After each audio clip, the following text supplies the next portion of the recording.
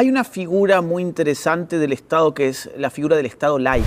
Lo que hemos estado viviendo en los últimos años no es Estado laico, sino que es laicismo, que es la ideología según la cual la persona de fe es un ciudadano de segunda categoría.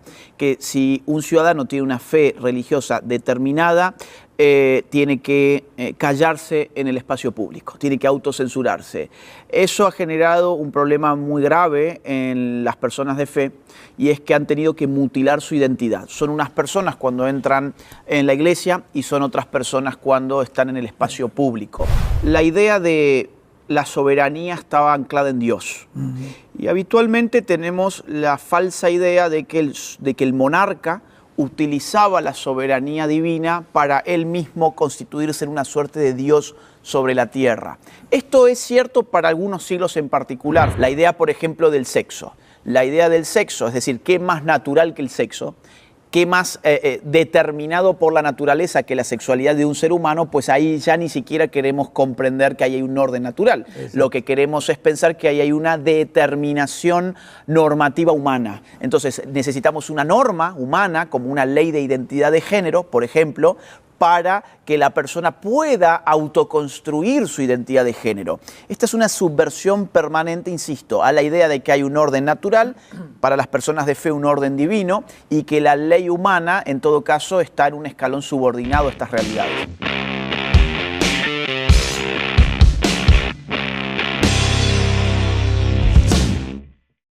¿Qué tal, Agustín? Qué gusto que puedas tú estar con nosotros en esta tarde, aquí en la ciudad de Dallas, Texas, la capital de los Cowboys. Muchas gracias, Armando. El gusto es mío. Nunca antes había estado en Dallas. Es la primera vez y estoy muy feliz de poder grabar este diálogo con usted. Muchas gracias. Al contrario, para mí es un privilegio haberte conocido y sobre todo que pues, casi todos tus libros los hemos leído. Desde que comenzaste, decías antes de la pandemia, ¿verdad? Con el tema de la ideología de género, que fue un tema muy ad hoc para la época que el mundo estaba atravesando, lo cual causó un impacto tremendo en nuestras vidas y darnos cuenta que personajes como tú están interesados, ¿verdad?, en tener un patriotismo verdadero y poder defender sobre todas las cosas la verdad en el mundo que nos envuelve de tantas mentiras. Sí, yo estoy metido en estas cosas desde hace mucho tiempo. Yo estoy en este tipo de causas desde el año 2005. Yo hoy tengo 35 años, es decir, he pasado la mayor parte de mi vida involucrado en muchos problemas, porque estas cosas te traen muchos problemas. El tema de la ideología de género lo abordé a partir de fines del año 2014, lo investigué a fondo a partir del 2015 y publicamos un libro con Nicolás Márquez a principios del 2016. Cuando nadie hablaba del tema, todavía no abiertamente, cuando nuestros propios entornos nos decían que ese no era un tema importante, bueno, lamentablemente ese tema del cual escribimos en ese momento explotó a partir del 2017-18. Ideología de género, feminismos radicales, agendas abortistas, agendas LGBT, castración de niños, de menores de edad. Bueno, todos ese tipo de temas efectivamente antes de la pandemia fueron abordados en algunas publicaciones mías. Claro. Bueno, pues ahora tu libro, El globalismo, ha sido un impacto tremendo. Yo lo considero ahorita una obra de la literatura, de la antropología, filosofía. Impresionante lo que tú has vertido en estas páginas.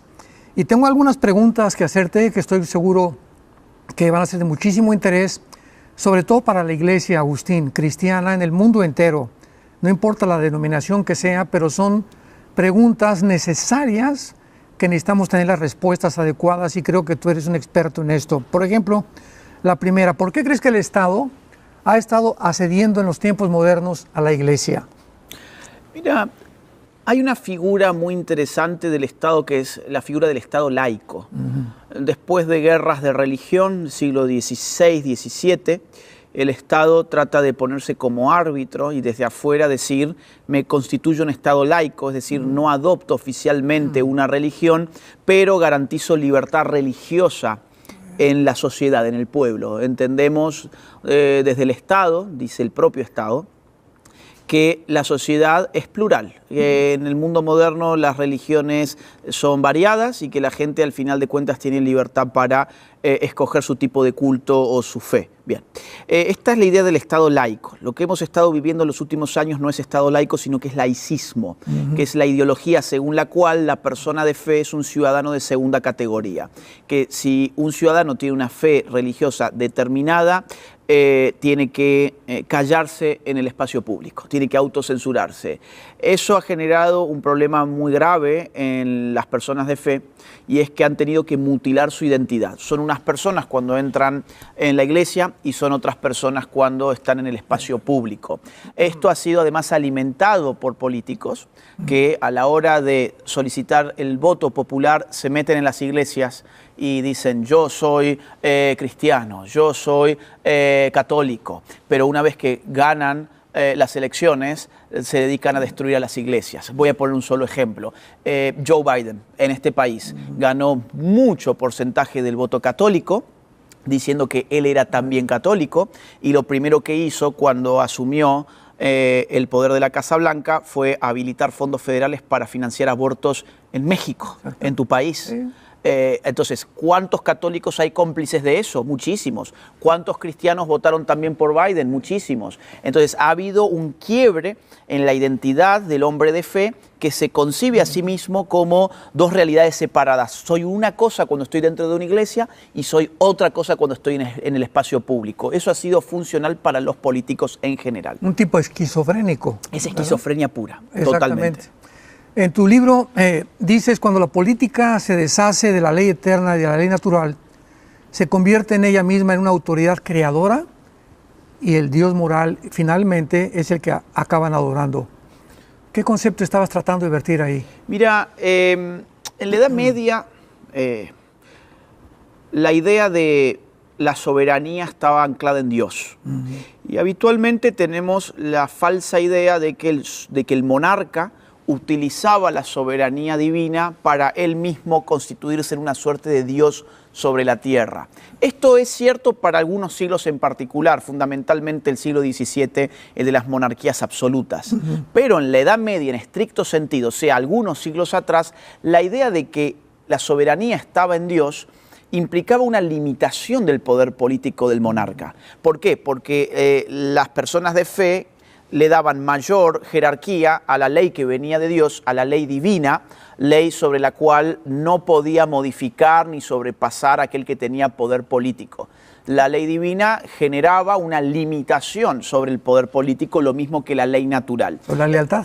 Por la lealtad que se tiene respecto de un Dios que ha ordenado cosas. La idea del orden es primero un orden natural, un orden divino, y luego está el orden de los políticos. La idea es que el orden de los políticos no puede mancillar ni el orden de Dios ni el orden de la naturaleza. Eso es lo que se ha quebrado profundamente en nuestro siglo tanto XX como XXI. Hoy, cuando alguien habla, por ejemplo, de un orden natural, prácticamente se convierte en el hazmerreír del momento. La idea, por ejemplo, del sexo. La idea del sexo, es decir, ¿qué más natural que el sexo? ¿Qué más determinado por la naturaleza que la sexualidad de un ser humano? Pues ahí ya ni siquiera queremos comprender que ahí hay un orden natural. Exacto. Lo que queremos es pensar que ahí hay una determinación normativa humana. Entonces necesitamos una norma humana, como una ley de identidad de género, por ejemplo, para que la persona pueda autoconstruir su identidad de género. Esta es una subversión permanente, insisto, a la idea de que hay un orden natural, para las personas de fe un orden divino, y que la ley humana, en todo caso, está en un escalón subordinado a estas realidades. Exactamente. En tu libro también mencionas, parecería que el Estado no quiere competir con Dios. ¿Qué es lo que actualmente ha estado haciendo al respecto? Parece que ahora quiere apropiárselo primero y privatizarlo después. ¿Qué piensas de esta estrategia globalista? El Estado está desesperado por tener las características divinas, la omnipresencia.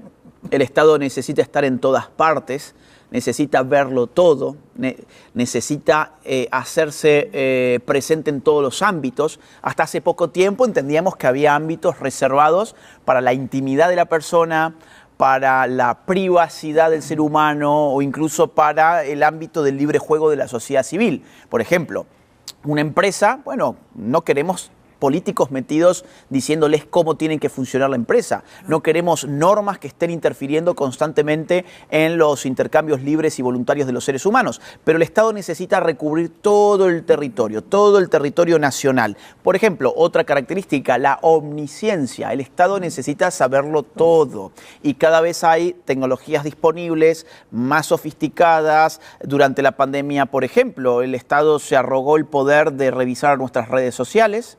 Se arrogaron el poder de usar esa información con fines políticos.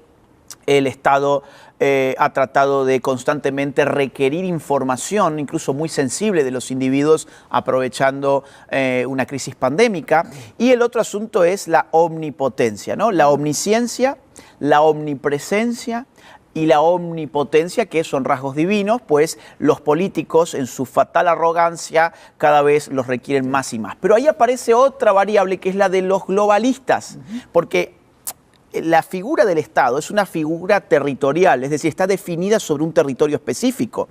Ahora bien, la idea del globalismo es la idea de un poder que se deshace de las fronteras políticas. Es un poder que lo recubre todo, es un poder de escala planetaria, de escala global. Bueno, ahí ya la omnipresencia, la omnipotencia y la omnisciencia adquieren rasgos mucho más tenebrosos. Claro.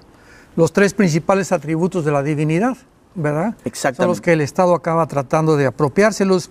¿En qué se convierte un Estado cuando las instituciones globales quieren robar su soberanía al Estado?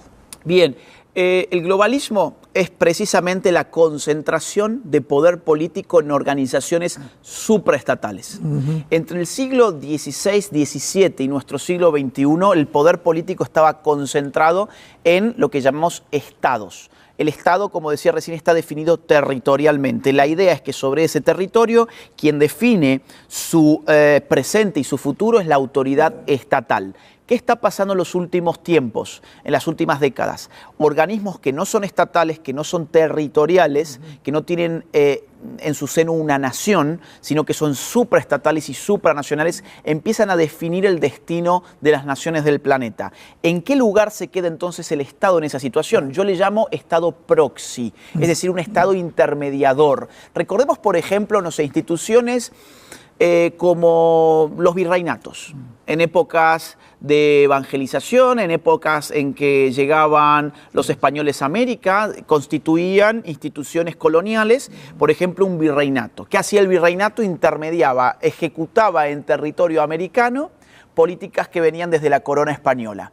Bien, eso no llega a ser globalismo, en todo caso podemos llamarle colonialismo o imperialismo incluso, pero el globalismo aparece en realidad cuando las órdenes ya no vienen de otro Estado, sino que vienen de organismos como Naciones Unidas. Cuando Naciones Unidas, por ejemplo, dice, esta es la Agenda 2030, esto es lo que las naciones, esto es lo que los estados de las naciones deben aplicar, están convirtiendo al Estado ya no en soberano, sino en un Estado servil, un Estado que simplemente ejecuta una orden que le viene desde arriba. Eso lo vimos claramente en la pandemia, ¿verdad? Bueno, sin dudas. Los protocolos no los dictaban los estados, sino venían de... Ese es un punto muy importante porque es el ejemplo más evidente de que todos estos temas tienen que ver con nuestra vida de todos los días. Cuando uno habla de esto hay gente que piensa, pero están hablando de esferas que no tienen que ver con mi vida, discusiones que a menos que uno sea político no tiene ninguna incumbencia, y en realidad no es así. Es decir, hace 3 años apareció un virus que nos dijeron que venía de un murciélago, imagínate lo ingenuos que nos creyeron, que venía de un murciélago de China y que se desparramó por todos lados, y ahí apareció entonces el problema de cómo se gobernaban a las naciones durante una pandemia. Y esto benefició muchísimo a los globalistas porque tuvieron la llave maestra para decir, una pandemia es un problema global, pan es un prefijo que significa todo. La diferencia entre una epidemia y una pandemia es que la pandemia es planetaria, y los globalistas dijeron, bingo, esto es lo que nosotros estábamos persiguiendo o esperando. una excusa para decir necesitamos que una organización política global determine las políticas que se necesitan en todo el planeta. ¿Cuál fue esa organización? Concretamente fue la OMS, Organización Mundial de la Salud. Un organismo que es parte de los... Depende de la ONU. Que depende de la ONU.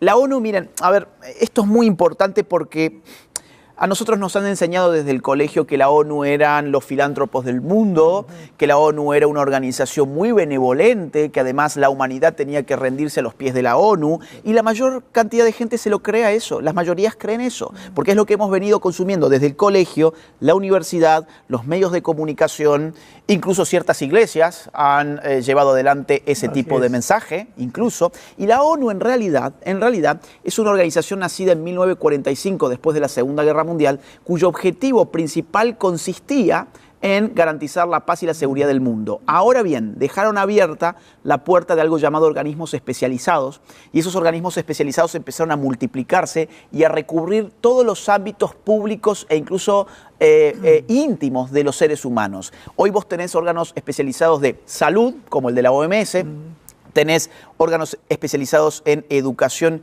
y cultura, como UNESCO, tenés órganos especializados en niñez, como UNICEF, tenés órganos especializados en asuntos económicos, monetarios, financieros, como el Banco Mundial, como el FMI, tenés, por ejemplo, órganos especializados en temas de sexualidad, como ONU Mujeres, tenés, claro, ONU Mujeres, es impresionante, todo lo que es ideología de género baja desde ahí, por ejemplo. OVNIs. Tenés órganos especializados, por ejemplo, en temas de agricultura, de industria, de clima, órganos especializados en trabajo, la Organización Internacional del Trabajo, tenés órganos especializados para todos los temas, tenés órganos especializados para demografía, como el Fondo de Población de Naciones Unidas. Entonces, ¿en qué se convirtió Naciones Unidas? En un megagobierno. En un megagobierno. Financiado, entre otros, por nosotros, pero principalmente financiado por aquellos que tienen sobras de capital y que pueden controlar políticamente esas organizaciones a base de dinero. Claro. La OMS, que fue el asunto que recién salió por la pandemia, quien más le financia es un señor llamado Bill Gates. En este libro, en la investigación que yo he hecho, he encontrado en la base de datos de la Fundación de Gates 599 donaciones multimillonarias a la OMS. Cuando uno suma esas donaciones, le va a dar que el señor Gates tenía más poder que Alemania sobre la OMS, que tenía más poder que Rusia, que tenía más poder que Bélgica, que Francia, que México, que Argentina, que cualquier país de la Tierra. Realmente es una élite la que está controlando el mundo actualmente, ¿verdad? Bueno, es que algunas familias... Las élites son intrínsecas a lo político, y esto es muy importante que surja. Está la idea de que quien habla de élites está haciendo una teoría de la conspiración. Y en realidad no, la política siempre se trata de élites. Vamos a poner un caso norteamericano para que la gente baje esto también a tierra. Cuando Joe Biden tuvo su debate con Trump, ¿qué pasó en ese momento?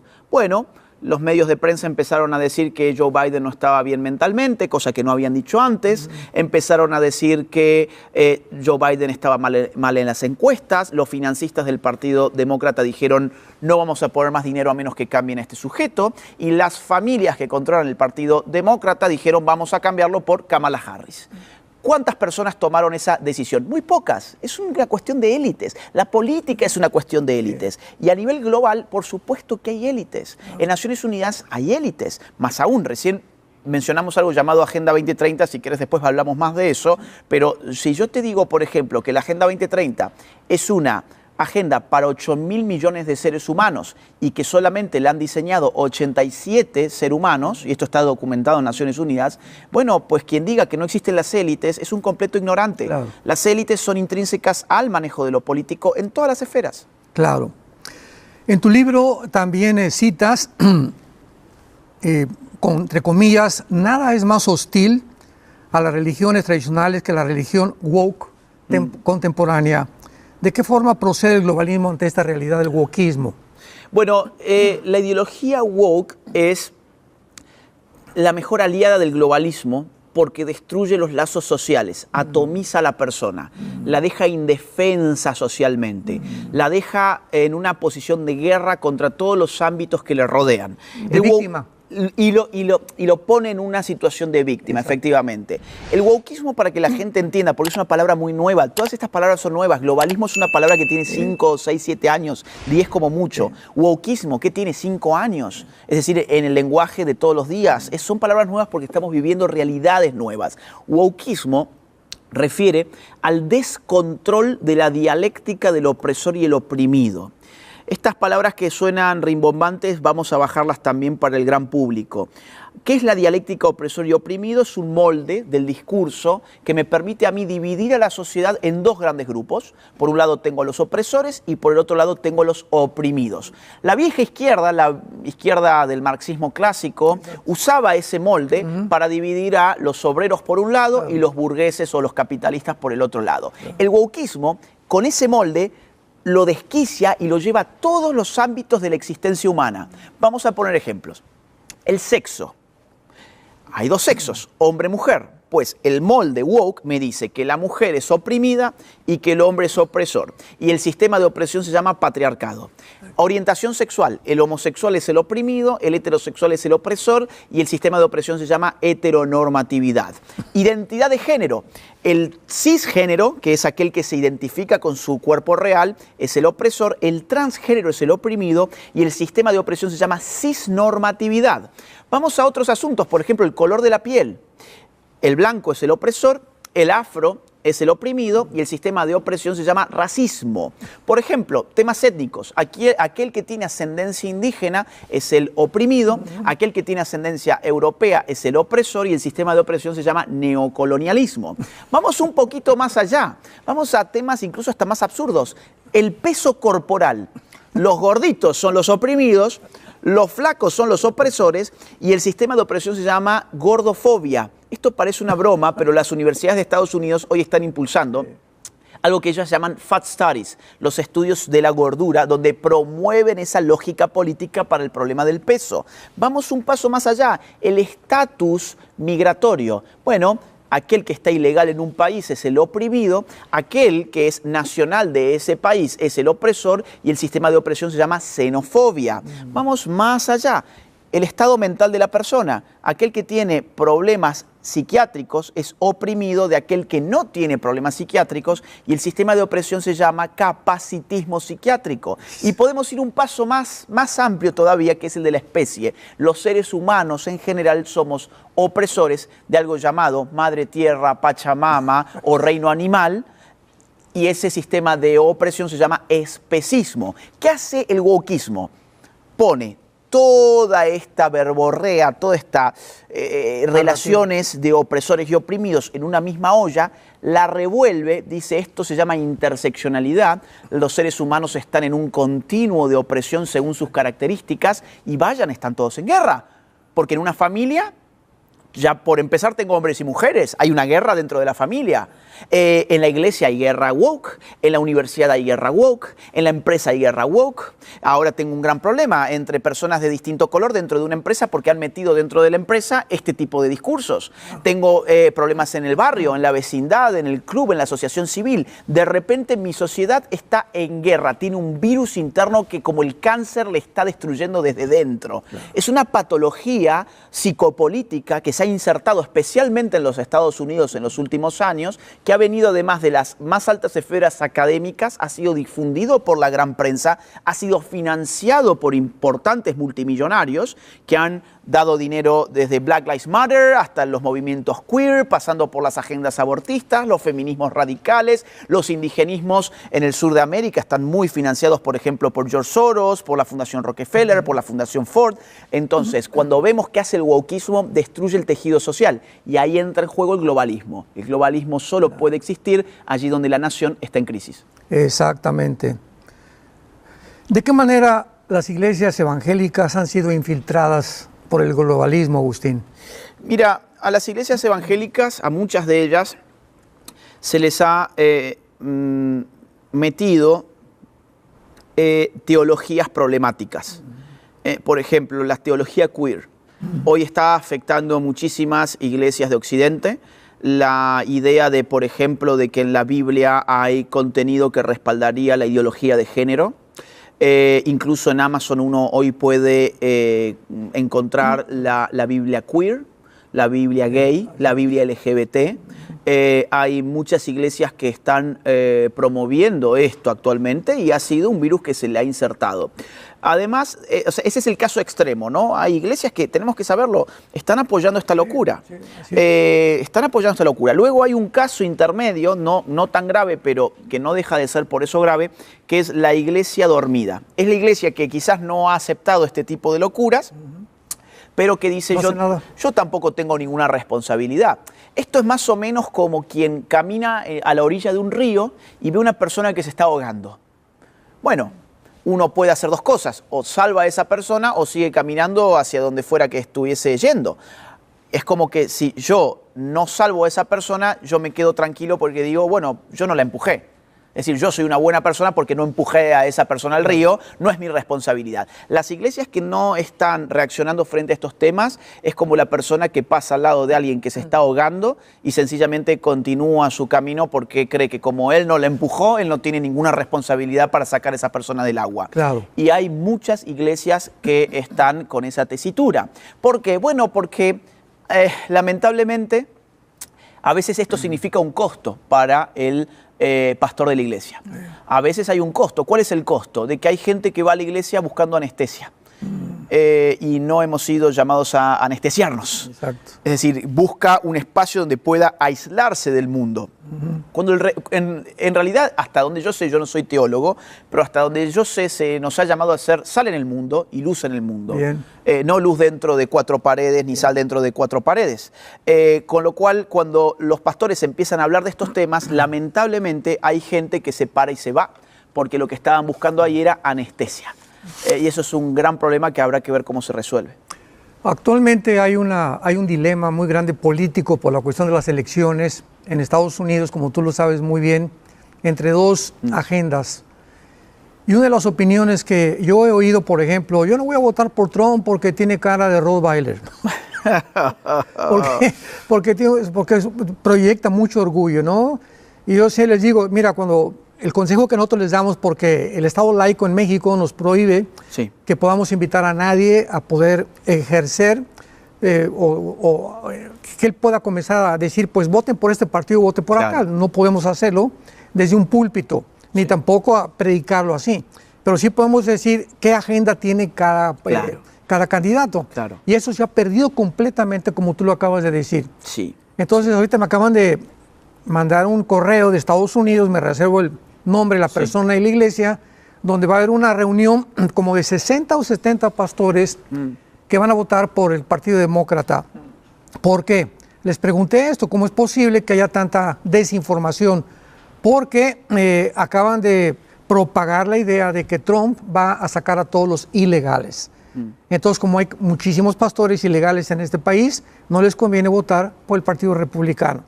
O sea, ahí están poniendo a prueba sus convicciones políticas, ¿no? Totalmente. Entonces le digo, si querían a alguien carismático, bueno, Obama tenía cara de carismático, Hugo Chávez cantaba una canción todos los días en la mañana. Entonces, no vamos a irnos por el carismatismo, la empatía que tal candidato esté proyectando, sino por la agenda.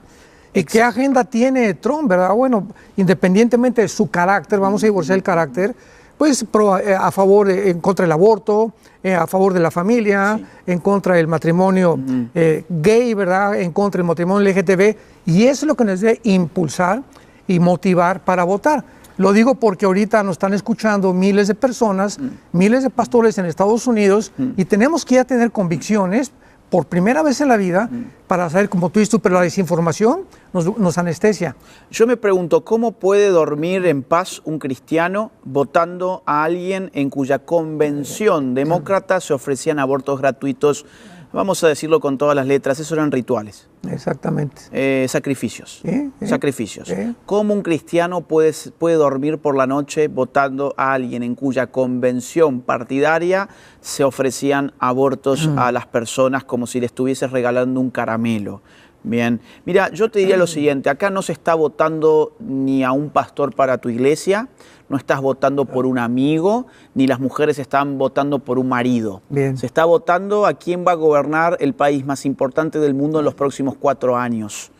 Eso es lo que se está votando. Y cuando vos tenés que votar por quién va a gobernar el país más poderoso en los próximos 4 años, no importa si te cae bien, si te cae mal, Exacto. no importa si te gusta el peinado o no te gusta el peinado, Exacto. no importa si dijo tal palabra o tal otra mala palabra.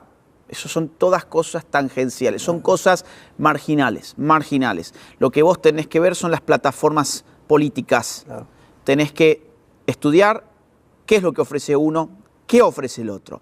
De un lado, vos lo dijiste muy claramente, tenés a una opción, que es la de Trump, que es pro vida, abiertamente, es decir, incluso en la práctica, él puso jueces en la Corte Suprema que fueron los que terminaron derribando el Roe versus Wade. El fallo Dobbs fue gracias a Trump. El fallo Dobbs derriba Roe versus Wade, que es el fallo de 1973 que permite el aborto en todo Estados Unidos. Es una persona, además, Trump, que está en contra de la ideología de género. Claro. Está en contra de, por ejemplo, tener estos baños donde se puede meter cualquier persona y poner en riesgo a las mujeres. Deportistas trans metidos en ligas a las que no pertenecen y aprovechándose de las ventajas biológicas y a nivel físico que les da su verdadero sexo.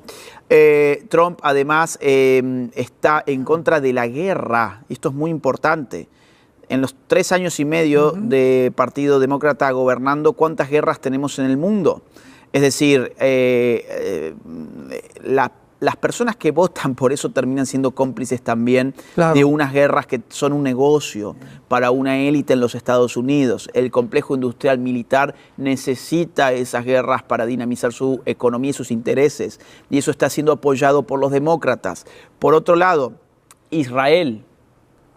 ¿Qué ha pasado en los últimos 3 años y medio en Estados Unidos? Ha crecido el antisemitismo, ha crecido la influencia que tienen países como Irán sobre universidades de los Estados Unidos. Tenés cada vez más jóvenes antisemitas. Qatar y ese tipo de lugares están influenciando muy fuertemente sobre la cultura de este país, y eso está con el respaldo del Partido Demócrata. ¿Para qué nos vamos a engañar? Entonces hay muchos temas y podemos seguir durante toda la tarde dando temas. Entonces, a la hora de votar, insisto, no vas a votar ni por el pastor de tu iglesia, ni por quién va a ser tu marido, ni por tu mejor amigo. Tenés que votar a un presidente, tenés que votar por política, no por peinados, no por color, no por lo que tiene entre las piernas, porque también está esa idea, no, es que tengo que votar a una mujer. Pero es que no estás votando a la gente por sus genitales, tenés que votar por su proyecto político. Exactamente. ¿Qué sucede entonces como consecuencia de todo esto, Agustín, para el hombre de fe, en este caso, si la política no se acaba contemplando como un ámbito de relevancia?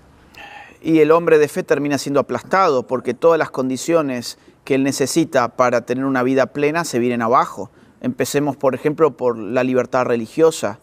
La libertad religiosa está en riesgo cada vez más para el mundo de los cristianos. Ni hablar para el mundo judío en este momento, pero para el mundo cristiano eso está en riesgo. Está avanzando una serie de agendas, de ideologías, que cuando uno mira, por ejemplo, en Inglaterra ya no se puede rezar en el espacio público. Así es. Uno no puede ir a rezar cerca de un abortorio, por ejemplo. Hace poco, una señora, varias veces a lo largo de los meses, fue arrestada simplemente por rezar en su mente. Fíjate qué distópico, esto es distópico. Están los videos, la señora está parada frente a un abortorio, no tiene ni un megáfono, ni una pancarta, ni un cartel, no tiene nada, está simplemente parada. Frena un patrullero, se baja la policía y le dicen, señora, usted está rezando, usted está orando. Tal vez, le dice ella, maybe, tal vez. Ok, entonces usted está arrestada. La arrestan por rezar en su cabeza. Es decir, eso que esté pasando hoy en Inglaterra anuncia cosas que, si no se detienen a tiempo, pueden empezar a pasar también en este otro lado del mundo. Claro. Entonces, ¿qué va a pasar con la persona de fe? Y si la persona de fe continúa votando por sus verdugos, pues al final del día no se puede quejar. Claro. Una de las cosas que he notado, Agustín, en cuanto a la Agenda 2030, que es muy interesante tu opinión también, es que tiene como centro el género. Por ejemplo, ya no se habla del sexo. Sí. En toda la Agenda 2030 la palabra es el género. Sí. ¿Por qué tú crees que esté tan centrado esta agenda en este aspecto? Vamos a ver. La Agenda 2030 para la gente que nos escucha son 17 objetivos, 169 metas de la Organización de las Naciones Unidas, de la ONU, que todos los estados deben cumplir a más tardar para el año 2030. Esto arrancó en el año 2015. Todas las naciones del mundo deben cumplir esos 17 objetivos y esas 169 metas a más tardar para el año 2030. Instituciones vinculadas a la ONU han hecho una investigación sobre la forma que tienen los objetivos y las metas y han concluido que la variable del género, como bien decís, es transversal a toda la agenda, que toda la agenda tiene una clave interpretativa en el concepto género. Como un código, ¿verdad? Es un código. Exacto. Es un código que aparece en 1995 en la Cuarta Conferencia Internacional de la Mujer en Beijing. En Beijing, Naciones Unidas reúne a estos grupos feministas y a los gobiernos del mundo y les dice lo siguiente: a partir de ahora, todos los gobiernos deben transversalizar un enfoque de género. ¿Qué significa transversalizar? Que el enfoque de género penetre todos los ámbitos del Estado y de la sociedad civil, que penetre el sistema de seguridad, el sistema de defensa, el sistema judicial, el sistema legislativo, el sistema administrativo, el sistema sanitario, el sistema cultural, el sistema educativo. Todos los ámbitos públicos deben estar atravesados por algo llamado género. Además, en el ámbito privado, que penetre la iglesia, que penetre la familia, que penetre la empresa y que penetre los medios de comunicación. Eso es lo que solicita Naciones Unidas en 1995. Ahora, lo interesante es que muchas naciones dijeron, bueno, muy bien, pero ¿qué significa género? ¿Por qué? Porque hasta ese momento la palabra género remitía, en todo caso, a la gramática, a temas lingüísticos, el género de las palabras tenían género. Ahora las personas tienen género. Y Naciones Unidas, que no sabe muy bien qué responder por entonces, 1995, le encarga a un grupo de expertos reunirse en Nueva York durante 3 días a discutir cuál era el significado de la palabra género. Había obligado a las naciones a tener algo llamado enfoque de género y ni ellos sabían qué era enfoque de género. Ese grupo produce un documento. Ese documento tiene 3 párrafos nada más. Un párrafo introductorio, un párrafo de conclusión y el párrafo significativo es el del medio. El párrafo del medio dice que por género se debe entender lo que hasta entonces se ha entendido como género. Estos tres días para escribir eso. 3 días para escribir eso. Entonces, ¿qué pasa? Eso fue un caballo de Troya. Fue un caballo de Troya. Pues mucha gente pensó, bueno, género es un sinónimo de sexo. Vos recién dijiste, el tema ya no hay sexo, hay género. Exacto, había una diferencia. ¿Cuál era la diferencia? Que género, en un principio, significaba el ámbito de la sexualidad cuyas determinaciones estaban en el campo cultural. O sea, por ejemplo, la vestimenta, los roles, las funciones, los usos, las costumbres, todo lo que llamaríamos esencialmente cultural, en la medida en que tenían vinculación con el sexo, se llamaban género. Pero andando los años, el género se desentendió incluso de esas determinaciones culturales y pasó a ser una autodeterminación psíquica. O sea, el género ya ni siquiera me es impuesto por mis genitales, tampoco me es impuesto por la cultura o por la sociedad en la que yo he nacido, sino que yo lo puedo construir simplemente con un esfuerzo autoperceptivo. Yo puedo determinar mi género, y eso se llama identidad de género. Exacto. Eso que viene desde el 95 penetra la Agenda 2030 y se le da todo un objetivo, el número 5, cuyo título es precisamente género, dentro del cual además van a meter las agendas abortistas que hoy son obligatorias para todo el mundo. O sea, es interesante porque bíblicamente nosotros encontramos un patrón que recorre toda la Biblia. Desde que inicia el libro del Génesis, hay una primera promesa en Génesis 3:15, donde Dios le dice a la serpiente, de tu semilla vas a herir en el tobillo, ¿verdad? En el talón de Aquiles al Mesías, y la semilla de la mujer, o sea, Jesús, iba a herir en la cabeza a Satanás. Y de ahí se desarrolla por toda la Biblia, Agustín, una guerra genética. Donde en Génesis 6 hay una actuación de ángeles que comienzan a pervertir el género. comienzan a pervertir la genética, produciendo gigantes de 4 metros de estatura, con 12 dedos en las manos y 12 dedos en los pies. Entonces vemos que por toda la Biblia hay una guerra contra la identidad del ser humano, porque fuimos creados a la imagen y semejanza de Dios. Otro caso muy particular y muy obvio es cuando Daniel, el rey Nabucodonosor, llega a Jerusalén y se lleva más de 100,000 judíos exiliados a Babilonia. Y cuando llega a Daniel, el profeta, que escribe el libro de Daniel, son los que más profecía contienen en la Biblia, lo primero que hace el rey Nabucodonosor es quítenles la cultura, claro, quítenles la identidad, claro, quítenles la religión y traten de programarles otro programa dentro de su cerebro para poder yo controlarlos. Exacto. Entonces vemos por toda la Biblia que hemos llegado ahorita al final, donde precisamente ese es el objetivo. ¿Por qué ese énfasis en la identidad de género? ¿Por qué quitarle la palabra sexo, no? Porque nos quieren robar la identidad. Y una vez que el ser humano carece de identidad, ¿qué es lo que pasa? Es muy fácil para ser manipulado. Exactamente, uno se convierte en una página en blanco. Es un zombie. Un zombie. Y además acá hay una palabra muy importante, muy importante de entender, que es la palabra identidad. Si a mí se me pregunta, ¿quién sos? ¿Quién eres? Se me está preguntando por mi identidad. Y cualquiera de nosotros, a los que nos hicieran esa pregunta, responderíamos algo más o menos así. Bueno, yo me llamo Agustín Laje, soy hombre, tengo 35 años, soy argentino y soy escritor y licenciado en ciencia política. Fíjate que todas las características que yo di, salvo una, todas las demás eran características no escogidas por mí. Yo no escogí, por ejemplo, mi nombre. A mí alguien escogió mi nombre por mí. Claro. Yo no escogí mi apellido. El apellido indica mi familia. Yo no escogí a mi mamá, yo no escogí a mi papá, yo no escogí a mis hermanos. Yo dije, soy hombre. Yo no escogí mi sexo. Yo dije, tengo 35 años. Yo no escogí nacer en 1989. Yo dije, soy argentino. Yo no escogí nacer en Argentina.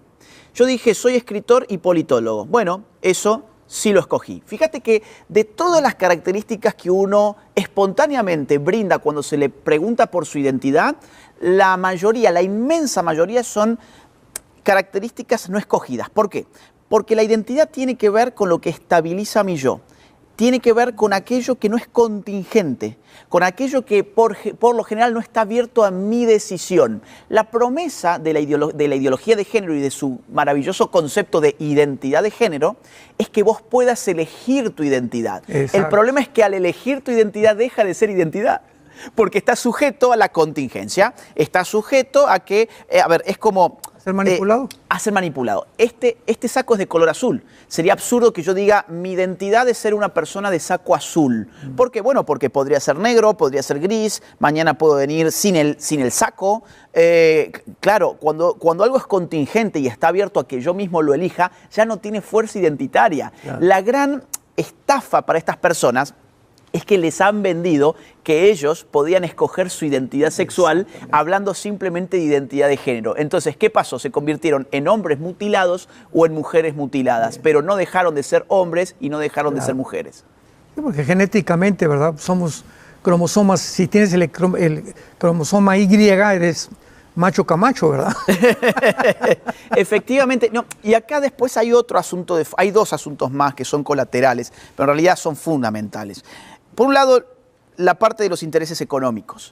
Es decir, confundir a la gente, volverla una página en blanco y decirle que ellos pueden elegir su identidad de género, en realidad significa que ellos pueden comprar su identidad de género. Y ahí hay mucho dinero, vas a tener que comprar bloqueadores hormonales, hormonas sintéticas, cirugías plásticas, es mucho dinero. Pero por otro lado hay un tema que es globalista, que es la natalidad en el planeta. Cuando yo multiplico el LGBT y hago del LGBT una cultura hegemónica, lo que estoy haciendo es la caída de la natalidad como consecuencia necesaria de ello. Voy a darte un caso que me parece espeluznante de este país. Gallup en este año, en el mes de marzo, Gallup es una de las encuestadoras más importantes del mundo, hizo una investigación bien interesante en la cual ellos querían saber cuánto LGBT había en cada generación. Entonces se fueron a las distintas generaciones a preguntar y a hacer un informe estadístico. En la generación más anciana de todas, en este momento con vida, que son los baby boomers, encontraron que el 3% de esa generación era LGBT. En mi generación, que es la X, los millennials, el 9% es LGBT. Y en la generación Z, que son los adolescentes de hoy día, el 22,3% es LGBT. No me digas. O sea, estás hablando de casi un cuarto de este país que en el futuro inmediato no se va a reproducir. Eso tiene una consecuencia geopolítica espeluznante.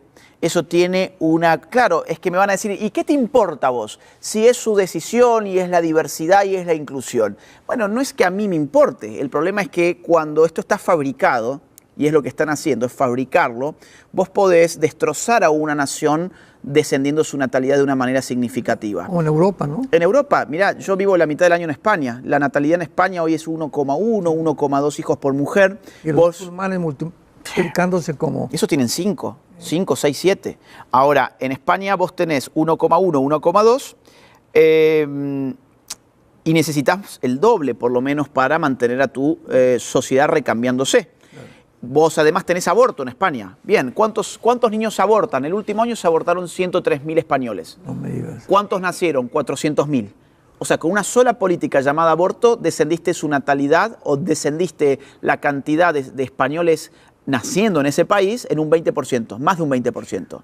Ahora, si eso le metes la variable LGBT y generás que en las nuevas generaciones haya una explosión LGBT, pues lo que estás haciendo es, en nombre de la diversidad, disminuir tu natalidad. En nombre de la sostenibilidad, que es el ícono de las Naciones Unidas, la sostenibilidad, no estás teniendo natalidad sostenible para una sociedad.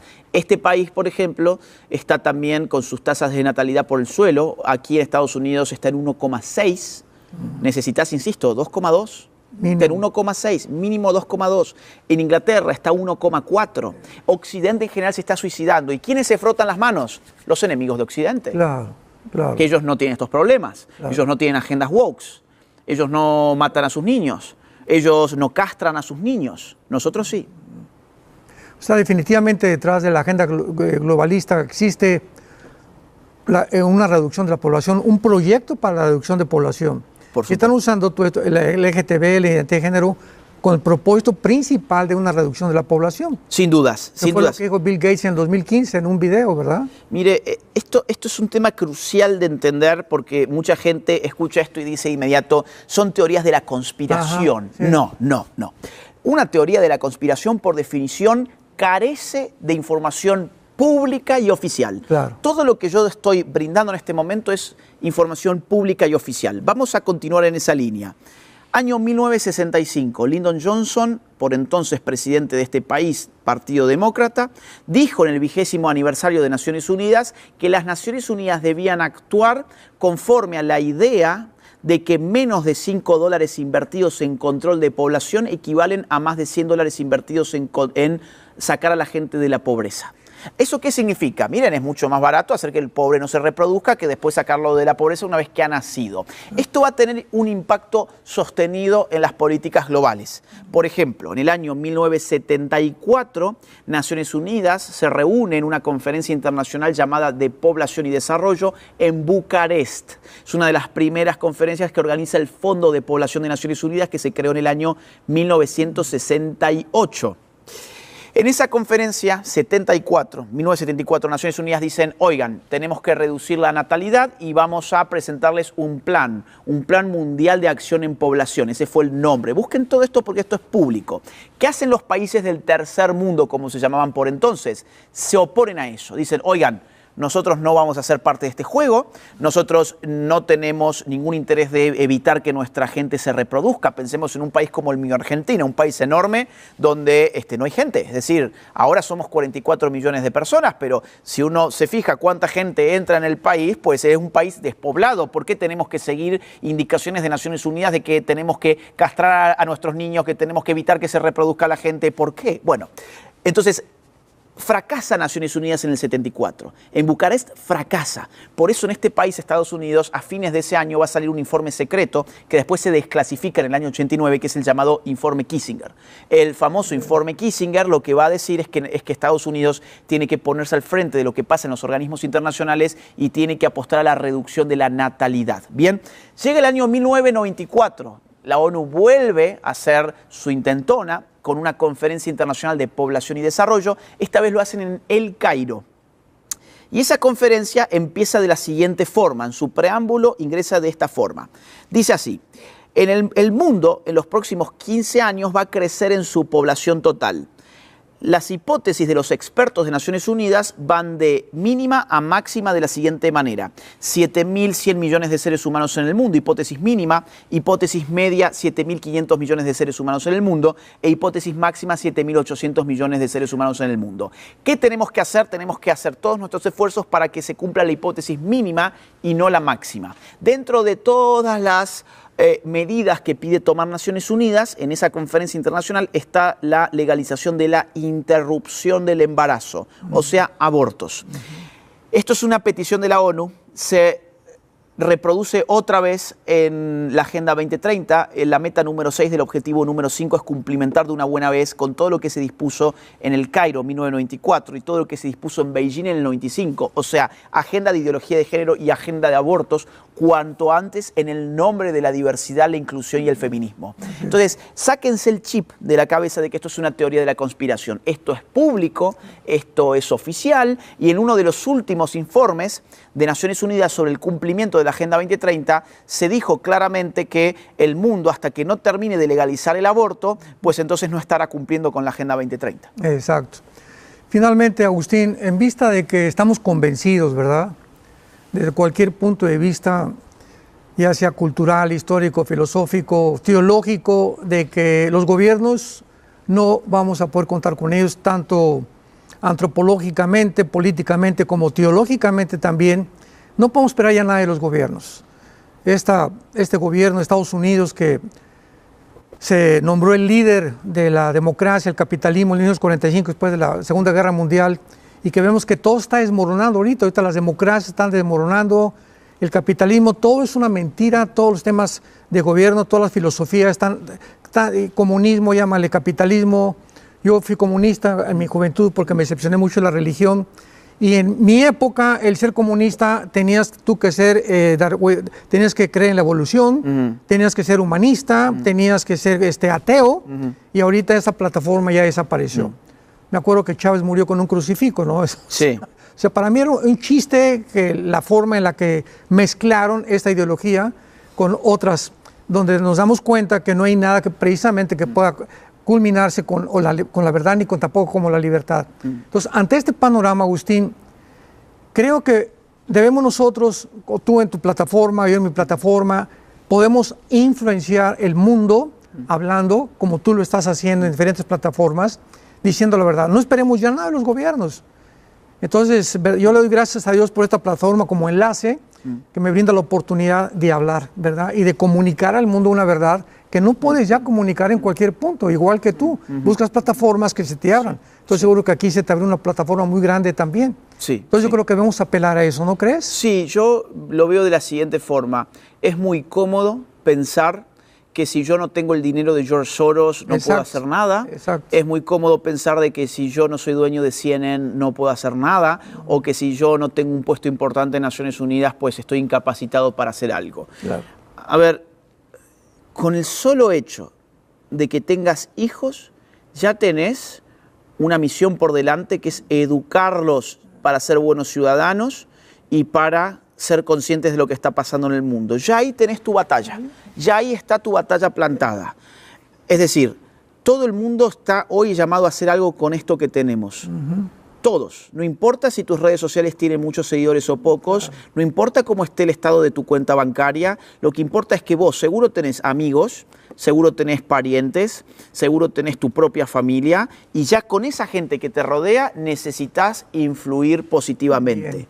Pero para influir necesitas saber lo que está pasando, Claro. tener, aunque sea un conocimiento básico al respecto, porque es que si no te enterás, ¿cómo haces? Nadie puede hacer nada con aquello que desconoce. Claro. Eso por un lado. Por otro lado, yo diría que hay otro actor muy importante, las iglesias. Las iglesias. A mí me alarma, porque vos recién mencionabas los gobiernos. Yo tengo un poquito más de fe de que cuando uno elige bien, cuando uno puede frenar algunas cosas, por ejemplo, se puede frenar las agendas del aborto, se puede frenar las hormonizaciones de niños, se puede frenar la ideología de género en los colegios, pero se necesita, bueno, gente que elija bien. Ahora, me alarma a mí, por ejemplo, ver que Chile, voy a poner otros ejemplos, Chile. En Chile, los cristianos evangélicos son el 20% de Chile. Ahora, si yo miro el Congreso chileno, ¿no hay 20% de evangélicos allí? No hay. O, por ejemplo, Colombia. No han penetrado esas esferas. No han penetrado porque parece que eso se sale de su vista. Ahora, veamos, por ejemplo, y no digo que el pastor sea, digo, un creyente, nada más. No es tanto pedir. O, por ejemplo, veo Colombia. Si yo sumo las distintas denominaciones cristianas, la católica, etcétera, pues la realidad es que en Colombia más del 80% creen en Jesús como su Salvador. Y a la hora de votar, votan a un guerrillero, exterrorista, ateo, comunizante, un socialista del siglo XXI, amigo de Nicolás Maduro. Yo digo, ¿pero qué pasa acá? O el caso que daba al comienzo, Joe Biden. Fue votado mayoritariamente por los católicos, a un tipo que es abortero, un tipo que mete ideología de género hasta en los jardines de infantes.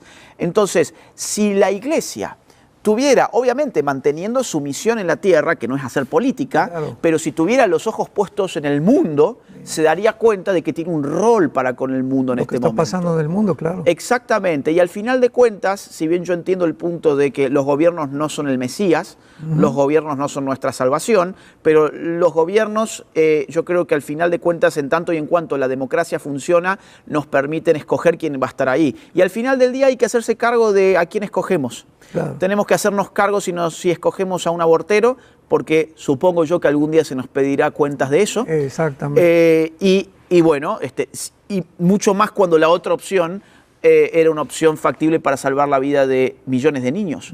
Entonces, ahí está, esa es la labor la de los pastores, la de las personas de fe, las personas que tienen familia, las personas que pueden influir entre sus amigos. Todos podemos hacer algo en este momento. Pero como tú bien lo acabas de decir, una jarra vacía no puede llenar vasos. Exacto. Entonces hay que llenarnos primero nosotros, ¿verdad?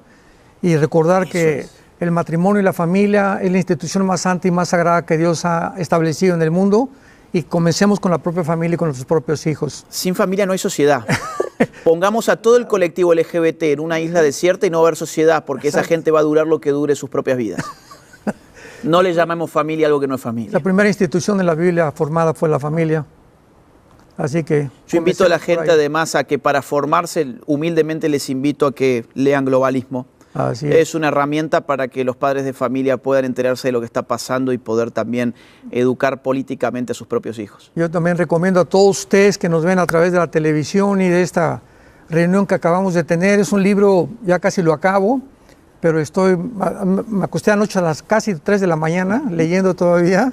No he podido dejar de leerlo. Tiene una información impresionante, como tú dices, antropológicamente, literalmente, geográficamente, políticamente, y va a ser una información que nos va a ayudar a todos nosotros como cristianos para poder tener un panorama mucho más amplio, porque si no sabemos lo que está pasando en el mundo, pues no vamos a poder colaborar con el mundo. O sea, si no sé las enfermedades, ¿cómo puedo saber qué medicina puedo aplicar al mundo, verdad? Exactamente. Y es el tiempo actualmente en la que el mundo tiene que conocer, primero que nada, que Jesucristo fue crucificado, fue enterrado y fue resucitado los 3 días.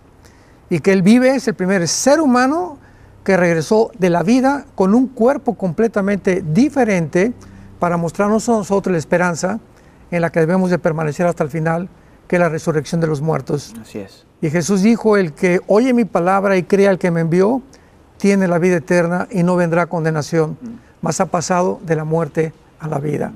Gracias a Dios que tenemos a Jesús y que muy pronto estaremos con Él. Amén. Agustín. Muchas gracias, Armando. Ha sido Al un gusto. contrario. Un gusto. Gracias por invitarme. Gracias, al contrario. No quiero que cierres este video sin antes contarte que mi más reciente libro, titulado Generación Idiota, ya se encuentra disponible en las más importantes librerías de toda América y de España también. Además, podés encontrarlo a través de Amazon en el link que te dejo en la descripción de este video. Mi trabajo se financia única y exclusivamente a partir de las donaciones libres y voluntarias de aquellos que valoran mi trabajo. Si quisieras colaborar económicamente conmigo, te invito a hacerlo uniéndote en mi comunidad de Patreon, siguiendo el link que se encuentra en la descripción de este video, o bien uniéndote a la comunidad de YouTube haciendo clic en el botón Unirse. Si no pudieras colaborar económicamente, no te preocupes, hay muchas otras formas de ayudar. Por ejemplo, difundiendo este video, poniéndole like, dejando tu comentario, suscribiéndote a este canal y activando la campanita.